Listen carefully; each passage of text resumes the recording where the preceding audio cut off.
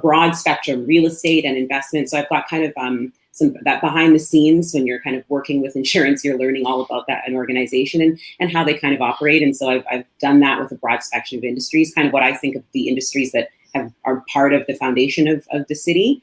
And from a vision, I guess, perspective, or what I'd like to see for the ward, but also for the city as a whole, is especially last year, I feel like Edmonton is such an interconnected, the beauty of Edmonton is in our interconnectivity, and really remembering that and trying to foster that. And I think that it can come out in building this prosperous and affordable place where people have the ability to build and thrive in whatever kind of realm they exist in, whether that is with industry or in culture or in arts or in the community. And so that's a little bit of what I'd like to see and be a part of. But I'm running for council because I think I'm an open-minded and an empathetic person, and I really feel like we need those voices to be present on council, especially that open-minded part, to be open to new ideas and new ways of approaching our kind of old problems. Thanks, Shamair. Wow, what a nice background. Very interesting. Very different too. Sana, I'm so excited to have you. So let's hear a little bit from you. Like, what would you like to do for your ward? Thank you very much for organizing this meeting. Yeah, my background is I have a master's degree in architecture and planning, which includes urban planning, architecture, policies, and also bylaws and building codes that we study and we apply in our regular job. And then I had post-professional master's degree from McGill University in housing. So that's affordable homes, low-cost housing I have research on. And so we also did projects with City of Cornwall, retooling their downtown core. And then we had a project with City of Regina, also the housing, related to housing. So what this is my background and this is what I've been working on. So most of the things I do for a living, people do in the city council. So what I feel is after election, what I would do is there's a lot of racism and hate crimes happening around our areas, especially Millward's areas. So the first thing I would like to do is bring all the communities together, have a dialogue. Like there will be people sit together and they would know that, we're all the same people. We have all the same goals and aspirations in life. That's how we will isolate those people who are hate mongers, and the narrative of us against them can be defeated by that when everyone is on board and they don't like the idea of this racism. That is the first thing I would like to do. The second and the other things that is related with the infrastructure and the housing stock that we already have.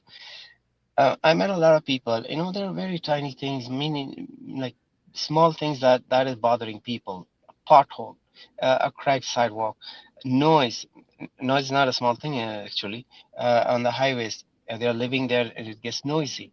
The bikes are in there, and the stress level is increasing people, and also waste management. Now the transit, a lot of people are complaining about transit. Some people are saying that eco stations are not well accessible. The affordable housing is not really there. So to help in those areas, we can have a robust crew. We can go and fix the potholes quickly, and fix the sidewalks, or we can see why they're cracking. There should be a structural issue with Anna, your time is over, so I'm going to move on. Thank you so much for sharing what you heard from your constituents. That's awesome. But I'm going to ask this question to everybody about the audiences who are actually watching this right now. They need to know which ward you're really representing in terms of location. So I want somebody to just locate where exactly is Karhiioo. Karhiioo is between 50th Street and Calgary Trail, east-west. Calgary Trail and 50th Street, and it's just above the industrial area, above the White Mud Drive, and south of White Mud Drive, all to the city boundaries in the south. So only the Charlesworth area is included all the way, but generally it's between 50th Street and Calgary Trail and south of White Mud Drive all the way to the city boundaries. Thank you. So, what do you think about this new naming thing that has happened in all the wards where you get Aboriginal names to your wards? What do you think about that? What do you think about this initiative? Is that a question to me? Anybody can take that. I'm thinking that maybe I should give a chance to Shamair. Yeah, sure. No, I was just going to say that I love it as a step, but I really love being able to not only I'm learning these things not only about pronunciation but I'm learning more about the history of this land, and I think that that's really foundationally important for us with respect to reconciliation and moving forward. I mean, I would say that it's a small step, but I think it's an important step to getting people all across the city understanding that this is the direction we need to move in, and I think our ward is quite beautiful. Keren, would you like to take that? Yeah, sure. I think when they first came out with these names, a lot of them are very difficult to pronounce, and I want to acknowledge that. But I also like to remind people, I actually think Karhiioo is probably a lot easier to say than a lot of the names in Millwoods that are Cree. And so Edmonton has had a history of Indigenous names. And, time and time again, when I talk to Indigenous communities, people want to see themselves represented in our city in places, in names. And so I think it does matter. One of the things when the whole War Boundary Change Commission came up, I did ask this question, why are you changing from a sort of a number? Why not a letter even? And I understand that, you want to keep it pretty clean from the past history. So it is a new change. And plus we have to remember this isn't just 11 and it's not just 12. It's actually a whole new war with a very different reality, different experiences. Thank you so much for that. Tom, what do you think about this name change? I think it's fantastic as one of the first steps. Millwoods has always been based on a lot of Cree and Métis names to begin with. So extending it to the actual ward name, it's a great step. And it helps us to always keep it in the back of our minds, or in the forefront of our minds too, to start this communication and start acknowledging the lands we're a part of.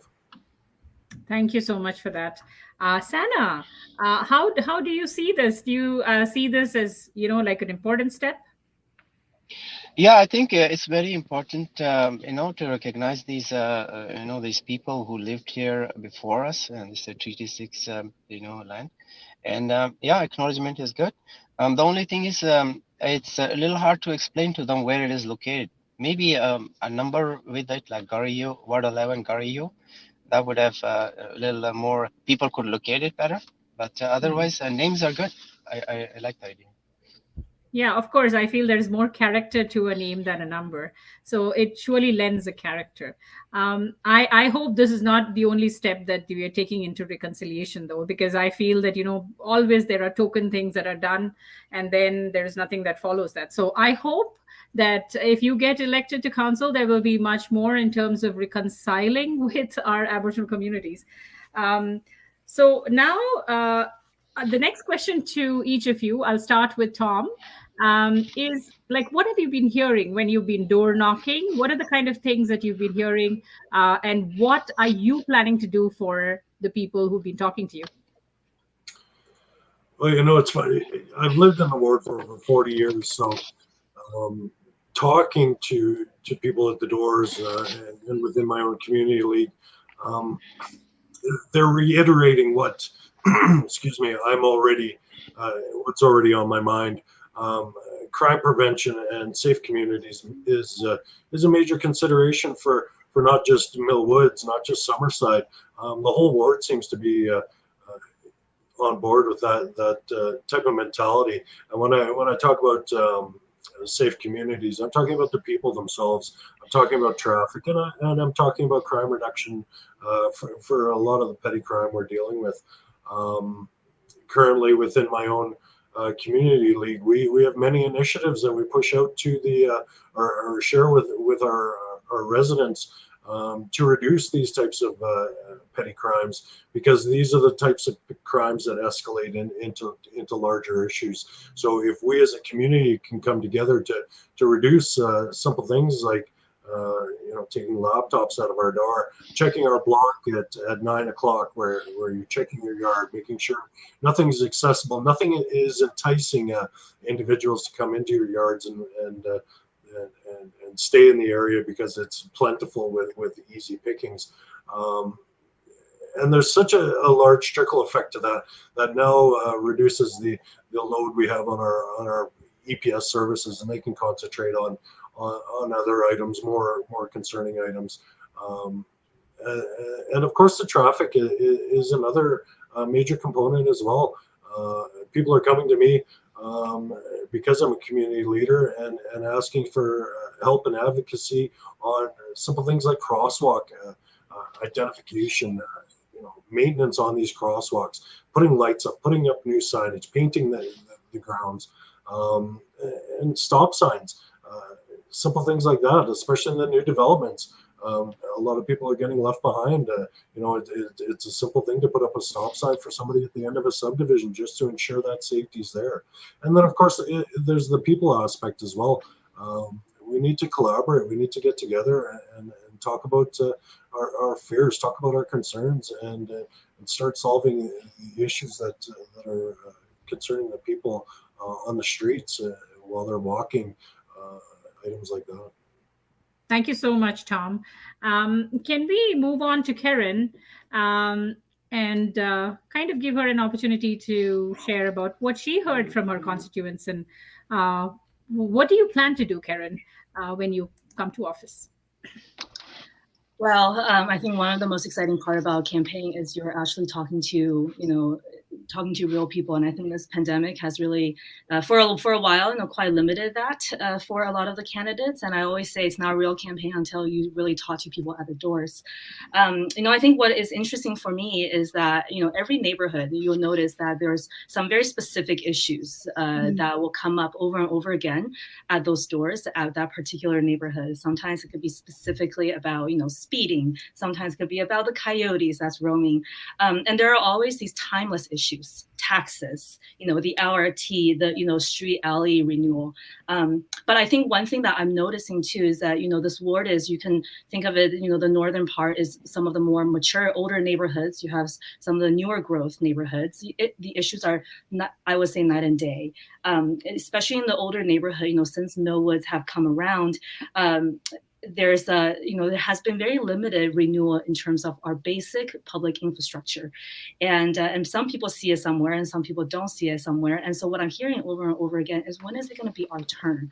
And I think, it's about time for some of these neighborhoods that haven't seen those kinds of improvement to really see the improvement that, they've been paying into for years. So that is something I certainly want to prioritize, which is quality public service and infrastructure. And then at the same time, given the pandemic that we're in, given sort of the challenges, especially in this past year and a half, I'm also hearing stories that you're not normally hearing in the media because they're often invisible. They're hidden in our neighborhoods. You have, the single moms who are on benefits that are about to run out in September. You have people losing their jobs during the pandemic because of retail. What's been happening in the retail sector, and they're on EI for the first time, and they don't even know how to navigate a system because they've never been in that situation before. And so I think we also have to remember that, yes, things are slowly coming back, but we can't leave anybody behind. And I think, our platform is very much rooted in community, economy, climate. These things are not mutually exclusive. And there are a number of priorities, and I'll just name some of them: quality public service, the local economy, and the community well-being and safety. We have to make sure that they're not going to leave anybody behind, and hitting the outcome in all three of those pillars of community, economy, and climate. Thank you so much, Keren. You really, really, did a great brief of everything that you heard, and you made a great snapshot. Thank you so much for that. Shamair, let's give you an opportunity to share what you heard at the doors, and how do you see yourself playing the things out? Yeah, thank you. Absolutely. So I guess, I think that it's been reiterated that there are, the way that the ward is set up, we kind of have the neighborhoods north of the Henday, and then we have those south. And there's many of their issues that are similar, but there are some that are unique. But I think one of the similar ones that I'm hearing constantly is transit. I'm hearing that from those in Mill Woods in terms of losing different routes, and the way that I think that those of us or people who are not from the area often say that they get lost in Mill Woods, and a lot of it has to do with the unique way that it's designed. But transit for Mill Woods, but also transit for south of the Henday. People want to be able to, if they want to make those moves to get around the city, there is that extra hurdle of getting there because of the density that they don't have necessarily as much in some of those communities. And I think in connection with that, one of the other things I'm hearing is a bit of that future planning. So transit in particular is, we've got the train is now coming, and everybody in the ward has gone through a lot with the construction and the disruption, but they want to make sure that it's strategically planned, and now it's there. But I mean, I guess from my perspective, it's a generation behind. I think my parents bought their home thinking that there was going to be a train station there. So there needs to be more future planning. And I'm hearing that a lot. There's a lot of disconnect between what they're actually seeing and what direction the city is going in. Another huge one that I've heard about is safety. And safety, again, has kind of a few different prongs. One of them has to do with, I think Tom mentioned, road safety. That is speeds. We've got lots of young kids on the streets. They want to make sure that not just that the speed limits are maintained or controlled, but that they're actually monitored. That there's a lot of issues with respect to safety. And I mean, I think I talked to one group in a cul-de-sac that they saw 15 accidents in a tiny cul-de-sac just because of the way that that speed is playing a factor. There's transit is again bringing in that safety piece. People are worried and concerned about how they're going to maintain safety with this new transit center and this broader connectivity to the city.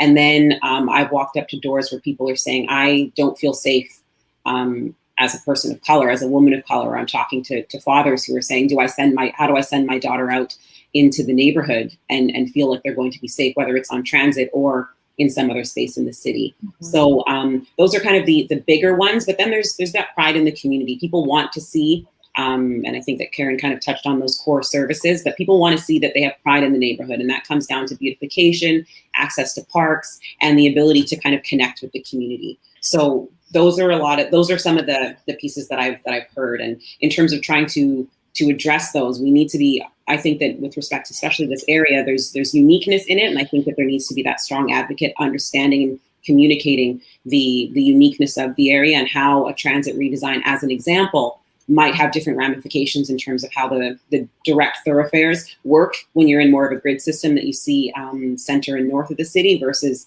in the southeast where we are. So that's one of the pieces that we want to do that I'd like to work on. And I think that community safety piece, when it comes to those who are racialized and who are actually scared, I feel like at a minimum, we need to get to a point where we're agreeing on the issue and then trying to start working to those solutions. What makes everybody feel safe and what doesn't make people feel safe? And thank you, Shamair. No problem. I'm going to hand over now to Sana to share what he heard. I mean, he's spoken a little bit about it previously, but Sana, can you tell us what you were planning to do after what you heard? Like, how do you think you can make some practical solutions for your constituents?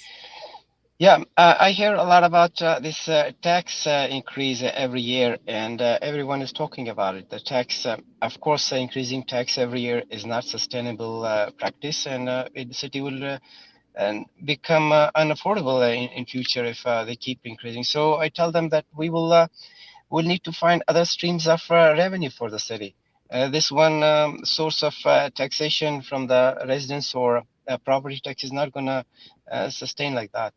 And the other thing is the transit is a big issue for the people. They all talk about transit. Even now when they change these routes, it's become a bigger concern to the people. They want, like there are some streets, they used to have buses, and the seniors actually, they complain a lot about that they had buses to go to their temples, and they're not there anymore, and they have to walk so many blocks now, which is not good for them. And also the people living near Anthony Hande, people living near Whitemouth, they talk about this noise. And in summers, these bike and those, the motorbikes, they make a lot of noise, and a lot of people are, they say it's driving us crazy. You cannot sleep. And affordable housing. People talk about affordable housing, that we need more housing, and there's not enough.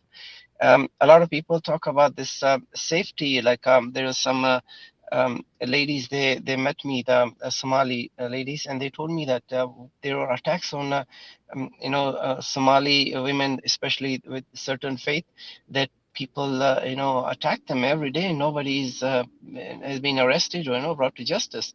So people are really scared walking in the streets. So safety and security, not only safety but security also.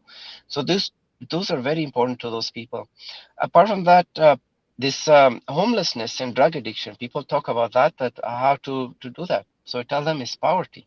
We need to work on poverty alleviation. So drug addiction can cause poverty, and you can become homeless, or um, you you become poor and you start using drugs and you come in the streets. So so people talk about a lot of little things that I said, potholes and sidewalks and the noise and those, which can be fixed really quickly. And of course, the infrastructure people are talking about, where the taxes are paid, the services are not at par with that. So we need to work on those lines also to help out. These are bigger things. So we need to improve the quality of life of the people, to release or reduce the stresses they have in life. With the less stress, there will be less domestic issues, domestic violence, and less 911 calls. That's what I believe in, and even the neighbors will be happy. So for that reason, this hate crimes. I was thinking we should have Know Your Neighbor Week, or Know Your Neighbor Weekend, a day we should celebrate, that we all communities, they sit together and know your neighbors, because the people who are committing these crimes are not coming from from other places. They live in Yeah, our communities. that's true. So Thanks, we Anna. need You to, have yeah. exhausted your time. Sorry. So we are going to move on to. So we actually have exhausted 3/4 of our time. So we have about half an hour to complete our show. So I just want you to um, like think about what is meaningful engagement to you once you are in council, once you are one of our Edmontonian councillors. How do you see yourself taking time to engage with your constituents, and what method would you use? I'll start with Tom. Well, for me, this is what I constantly do within my role in Alberta Health Services, as well as being a community leader. Um, Meaningful engagement is exactly what it sounds like.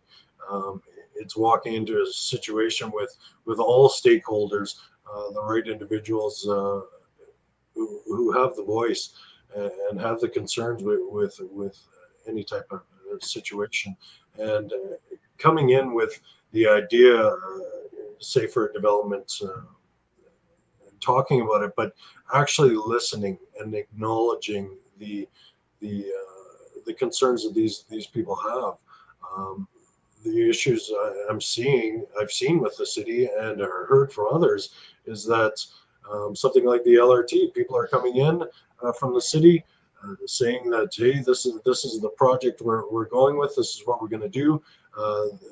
There's a perception that they're engaging the community and listening, but they're walking away with the same direction that we're going to go anyways. So the meaningful engagement is actually listening to these folks, discussing the concerns, seeing how we can come to a compromise and collaborate on the solutions that are required.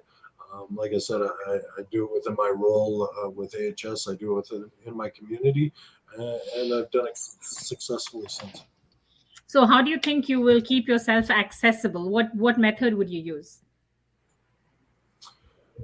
Simple things like returning people's calls, returning people's messages, visiting community leagues during their meeting nights, joining in with Millwood's President's Council, engaging the people at their events. It's a promotion of the community itself. So being engaging, being front and center, and not shying away from any of the issues. Thank you so much, Tom. Keren. So this is the same question that's going around to everybody. I was just unmuting myself. Thanks so much for this. Public engagement is something I think about all the time. As a community organizer, the question is always, how do we make sure the community's voice is heard by our leadership? When I was a former city staff, the question is, how are we making sure that we're capturing all the voices in the decisions that we make? I think city council and city administration has been thinking about this for a long time as well. There are certain set methodology, for example, open houses, focus groups, and that kind of stuff. For a period, I was serving on the Guiding Coalition for Public Engagement, specifically on this issue. And I think the challenge sometimes is that we're very much working within a very traditional mindset of what engagement looks like. And we're not always thinking outside of the box. Now, when I was at the city, I apply a lot of my own community organizing skills and experience and networks and knowledge to facilitate a project around urban wellness. And really the methodology we use there is around actually co-creation. It is a much deeper form of engagement. It's about working with communities, using experiences, based on experiences from the ground. It's not just, a small working group. It is, co-creation. You're doing something together. And that's a kind of, approach, very people-centered, that I will take as a counselor, because I think counselors will play a very important facilitator role. And I think, you asked about what would I do to maintain some of those connections. I actually think door knocking is a fantastic way to stay in touch with people in the ward. And I mean, I love door knocking right now. And I think if elected, I will continue to do that. Maybe not, all this, every single household, because there's a lot of houses in the ward, but, I think we have some counselors currently who are doing that on a regular basis. And I would certainly love to model that. And I also think if you are someone who already has a very wide network and with very diverse communities, you should be talking to people all the time. That is informing various kinds of decisions. And that kind of advisory role, we don't have a formal committee for that at the ward level, but I think informally, you should be talking to all kinds of people to inform, your thinking. And a final point I just want to mention about engagement. One thing I'm kind of hearing at the door, and also we see this all the time, is that if a decision came up and you didn't talk to me directly, does that mean you didn't engage me? And we're such a, we're in a democratic society, we're not going to all agree. And I think that's the beauty of it. But I think the key there is if a decision doesn't turn out the way you want, how do we actually deliver that? Where's the accountability, and how do we get that message back to the community? And I think that is another piece that I will continue to practice is accountability. So I think engagement, there's many ways of looking at it. It's my life, the work of my life, and I will continue to do Keren, a lot of. That's all the time you have. I'm sorry. That's okay. I'm done. Thank you. Shamair, would you like to take on that question? Yeah. So I mean, when I think about meaningful engagement as a counselor, successful, I think it first starts with realizing that I'm just a conduit. I'm a conduit of the community's priorities, and I think that goes both ways. One, it's making sure that I understand and connecting with the community and understanding what their priorities are, and then the second piece is that kind of transparency in terms of understanding how decisions are made. And because I feel like people understand what's going on, they have a better understanding and feel more connected to the situation or to the decision, whether they agree with it or not. To a little bit to Keren's point, but it's a bit more of what I'm thinking. I do think that there's also various ways or additional ways to look at engagement. There's lots of people who are involved, but we know, especially with municipal politics, there's a lot of people who are left behind. There's a lot of people who are not tapped into, they're not connected to the associations, the community groups, the community leagues, and their voices matter too. And so if it is door knocking, if it is making sure that we're that me as a candidate or as a councillor successful is reaching out to those people who don't feel or even understand what their way to connect with the leadership of the person who is supposed to be representing them. So pushing out that those kind of direct connect plans is another piece. And I think that one last piece I'd like to say is what our engagement kind of looks like in terms of building together. I think that the city is very focused on in terms of collecting information in very specific ways. If it's that you have the opportunity to talk at council as an example, but there's many people who can't do that because of the work hours or the time that they're not able to get off, that sort of thing.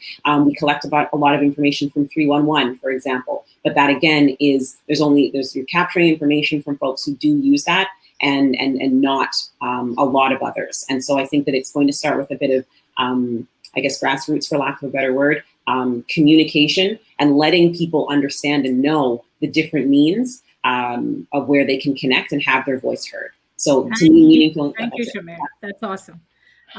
We really need to think out of the box for sure. Sana, what do you think meaningful engagement will be to you when you get elected into council? How will you connect with your constituents? Yeah, I'll keep it simple. The first thing is your phone number should be with people, and they can be texting you or calling you, and you'll be returning your calls or texting them back, and asking what the problem is.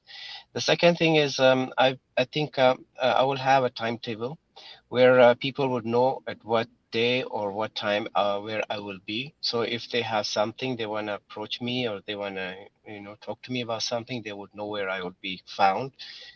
Maybe that will be some community areas, maybe some places of worship I can go to, or so keep it simple. You need to be visible. People know where you will be. They can find you and they can call you, and that's how common people work, and that's how they will find me, and we'll have meaningful engagement with them. If there is anything we can do right away, we can do right away. If it takes time, we'll figure out how to deal with those problems. Thanks, Anna. That was so super quick, and thanks for keeping it simple. That's really important, because many people don't have internet and don't have a laptop, and they also want to talk to you. So that's really a good thing that you are accessible. The next question I have is, what makes you the right candidate for your ward? And I want Tom to start. For the ward itself, I think what makes me the ideal candidate is the fact that, well, I've been a resident for over 40 years. I know the culture, I know the people, I know the environment, I know our advantages. And as a community leader as well, I get to the heart of all the issues within our community.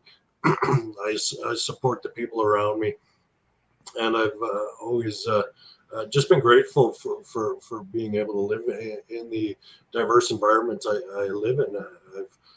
My parents planted their roots here,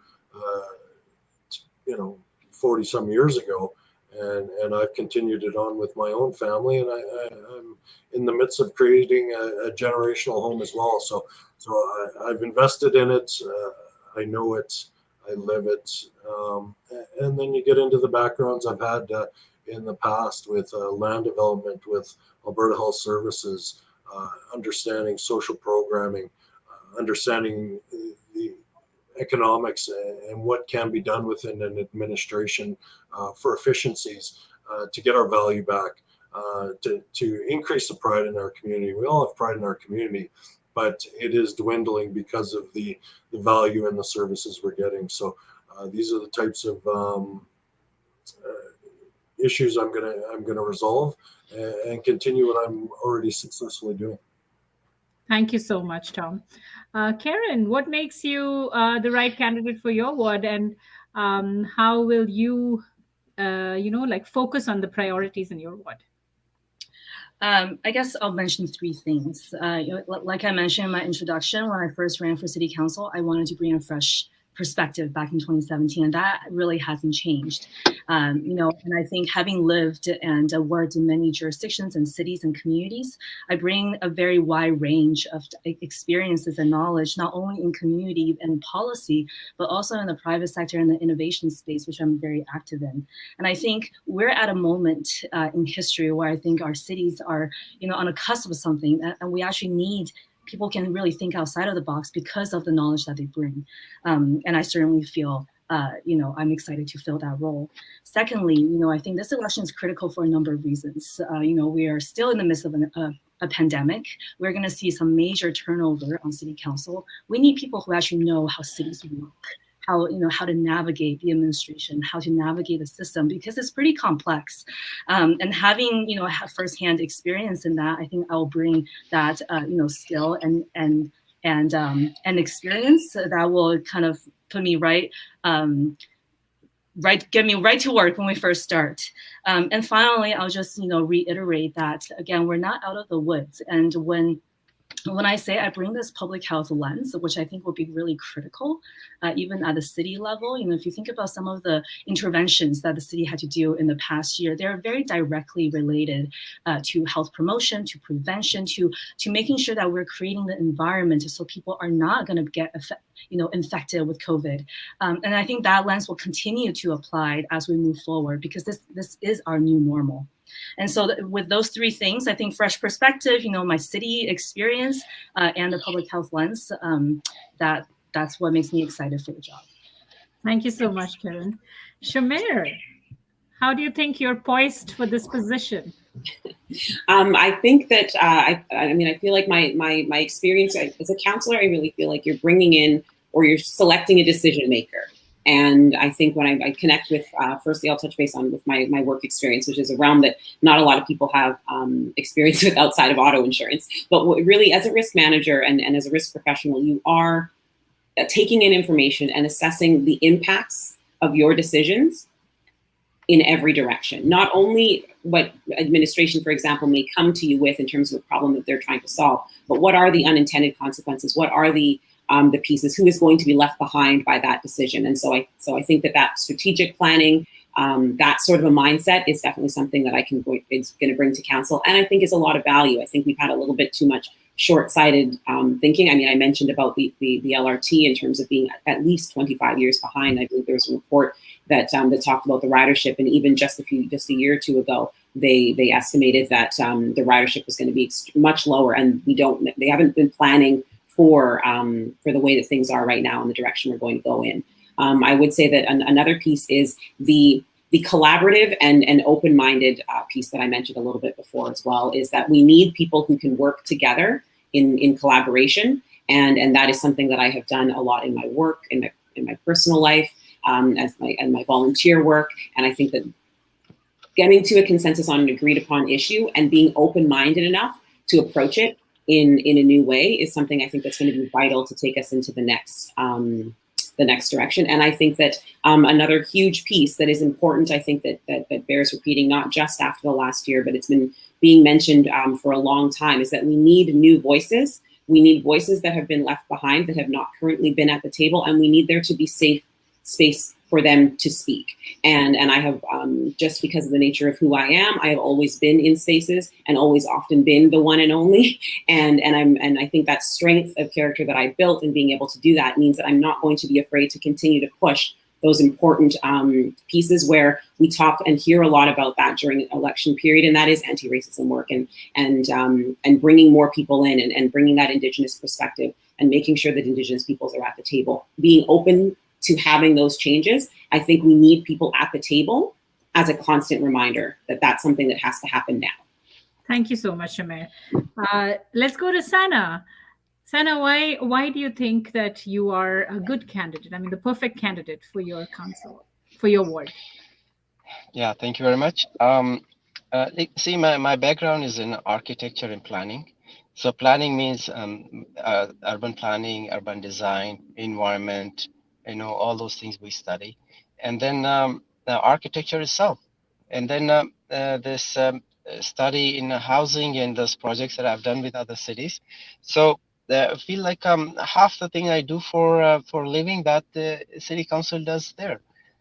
So if I am there, I will be, since I'm doing these projects myself and sitting there looking at the projects, I would be a better critique that which project is necessary and which is not.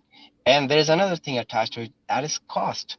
If you need something, a project which caters, the necessity or of what kind of population does it cater, So those things, when I'm there, I can critique the project. I can even guide them. I can even tell them that, don't need maybe two bridges. You can move this around and you can have one bridge and save this money.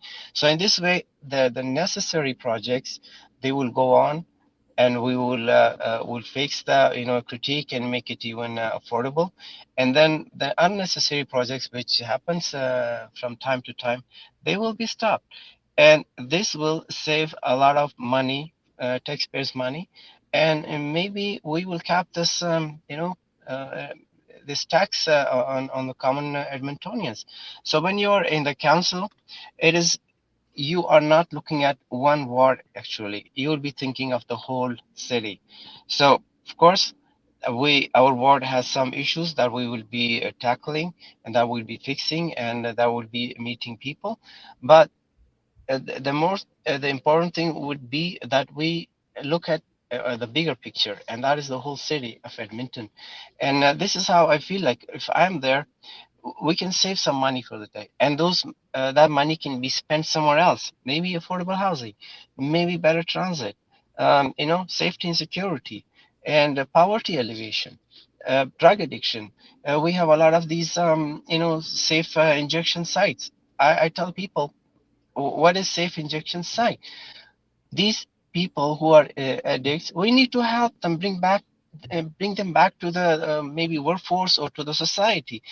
We cannot make it a norm that they go there and they have this injection and it becomes a norm, like, okay, these are addicts. It's not acceptable. These are human beings like us. So I have ideas about like this. Affordable homes is my major. Okay, so what I tell them, if the government is sponsoring 100 units, with our techniques, we can build 120 units by those techniques, and they can, 120 more families can be accommodated in those housing.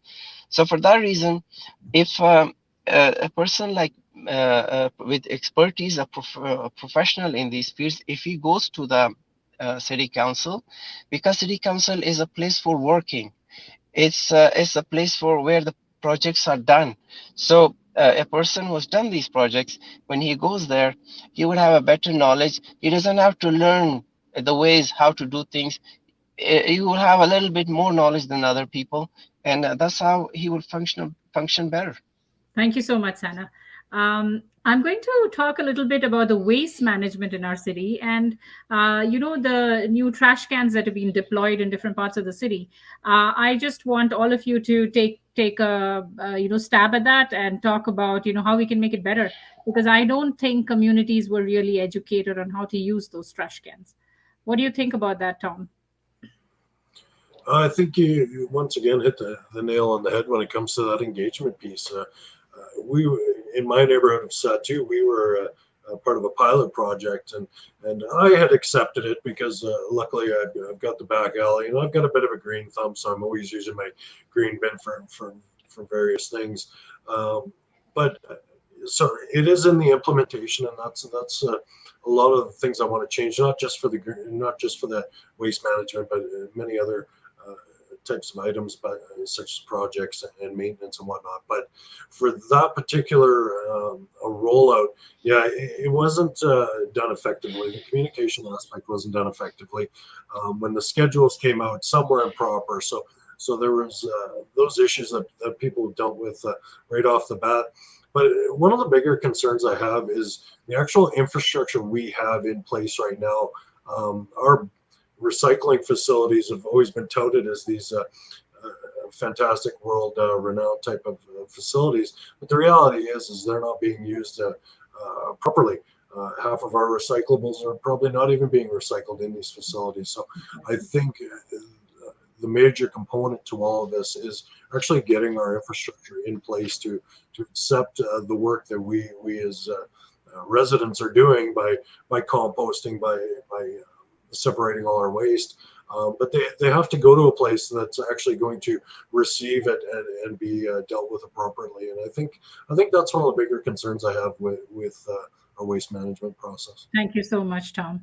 Keren, what do you think about this project of waste management? Yeah, well, I guess number one, I'm happy to see us transition into a system that many places around the world has been doing for a long time. But I do think this is one of, I think this summer we're seeing lots of changes. This is a really big one, this along with, transit. And lots of people I'm talking to, yes, there's a lot of concerns. There's a lot of challenges. People are having trouble sorting. There is going to be an adjustment period. Also, people feel like the rollout was very sudden. And I think, the more I talk to people, the more I realize, really, yes, more education will be helpful. But we also have to realize this was done based on a pilot. It was based on data. So if we want to continue on with data-informed decision-making, then we also have to kind of accept some of the the changes that's coming. One of the trouble I'm having, in fact, is, it's hard to actually talk to someone about your questions. And I think that would be really helpful if the city has someone who can just answer questions about waste management. People either really embrace it or they really don't like it. Some of the major challenges, beyond kind of the basic, well, I can't fit all my grass clipping, inside the bin, there are some major ones that I think we can do a lot better job on. Number one is people with accessibility issues. I think some of them have developed a way to work with this, those who pick up the garbage, and that is helpful. But meanwhile, there are folks who are, adults with disabilities living in group homes, that there are staff there with a lot of PPEs, and people who are using adult diapers. And the amount of garbage that's generated that you cannot compost is making it very, very difficult for people to have a good quality of life. The other group of people who are really voicing are young parents, actually. As much as they try to be very sustainable and very conscious about the diapers they're using, they're still generating a decent amount. And I think I would love for the city to take a much more people-centered approach to understand these particular experiences, and again, work with specific groups to co-create some of those solutions that will make it not only work for them, but will benefit a whole lot more people. So, I think waste management is, again, you either really embrace it or you really have a lot of trouble. But I think education and a people-based, people-centered approach to understand those experiences are necessary to improve the system. Perfect. Shamair. I kind of can echo some of what Keren has said in terms of what I've heard around the consultation and the unique, which are not actually that unique, situations that people are having in kind of your one-size-fits-all rollout. Definitely people that I've heard who have medical issues, children, small children, multi-generational homes as well. There's a lot of people living in one home, and that kind of one-size-fits-all bin is causing concern. And for those who actually want to get involved and are happy about this. And I think that one of the things that I'd like to see, I am happy to see that we are moving in this direction with respect to sorting, and with respect to making these meaningful changes in terms of climate. I think that we need to work on the communication around what are these changes for and why are we making these? Because people, I agree that there are transition periods and there are always going to likely be hiccups within moving to a new model, but getting people on the side of understanding that we are trying to build climate resilience in a way that is going to bring prosperity to this community, and not we're doing these things as a punishment or penance for things that we have done in the past. I feel like there's a mindset shift that helps open up people to taking on these new things and accepting it at a greater level, the tweaks that need to be made when they can get unified and behind a really positive and exciting message for the future of our city. But I would say that there's those people that are being left behind is that piece that I think we had the space to be able to do that sort of consultation and work on our communication much better, because again, it comes down to people don't engage with the municipality, and I think there's not as much transparency, even though when you're within that city mechanism, you could think that you're doing all the work that you need to do to make sure that people know. But if we're seeing those results that it is either a surprise or people are not understanding how to operate it, there needs to be improvement in how we're communicating. Thank you so much, Shamair. Sana. Yeah, I heard some people complaining about those bins and the size of it actually. I think it takes time for people to adapt to a new system, and of course you need to have a system. So it is very important that people are educated about it, and in future people will know these things and things will be sorted out. Of course, when you try something in the beginning, people or the governments they make a little mistakes, and and we learn from it. So hopefully we learn from our mistakes and fix the system, and we need people's participation in it and get their ideas, which is a better way to deal with it. But this thing has to happen, and it happened, and it will take a little time for people to adapt, and it will happen in future. And I heard about other things also, the waste management, like the back alleys, so the garbage and the broken furniture, the things there. And after winters, everything disappears, when the snow melts, and you need to deal with that too. The eco stations, yeah, those things are also they need to be accessible. And during this pandemic, things were not really easy for people, and they were not really working. So apart from these bins, those back alleys and those eco stations, they also need to be, revisited and seen how to, work those things out and fix the system. Perfect. Thanks, Anna. You just touched on some of the other things that we need to do for climate change, because it's not only the trash cans. How do we get so much plastic off the shelves? Because everything is wrapped in plastic. How do we ensure that people carry bags to the store and don't pick up a bag every time they go to Walmart? And there is just so much that can be done, and each of you, if you get selected into council, would be responsible for making our city more sustainable, more a place where people can live, work, and play. So, all of these things are equally important. And when it comes to mental health, there are so many challenges that have happened to people because of unemployment. And, like just as Sana touched, there was domestic violence, which escalated during this time. So much of, too much consumption of drugs and alcohol. And there's just all these things which come out of unemployment and not being able to survive. And so how, that thought process, the strategic thinking process. And I think all of you are wearing that hat right now and actually thinking deeply about how to support your constituents. Thank you for that thinking, because we really need that thinking. And I hope all of you will remember when you get selected to council that you are part of the citizenry that selected you, and you are not something special or above them, and you represent them. So thanks for bringing all this to our audience's attention, and please do keep in touch with them when you get into that spot. Thank you, all of you. Thanks again. Thank you so much. Thank you. Yeah, thank you for having us. Good night, everyone. Good night. Good.